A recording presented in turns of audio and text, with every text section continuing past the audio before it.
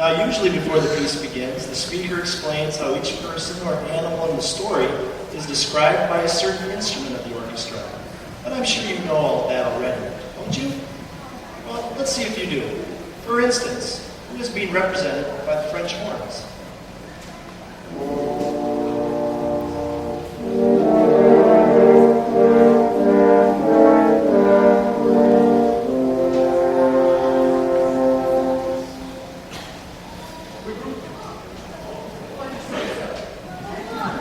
Right, the wolf. And what is the oboe describing?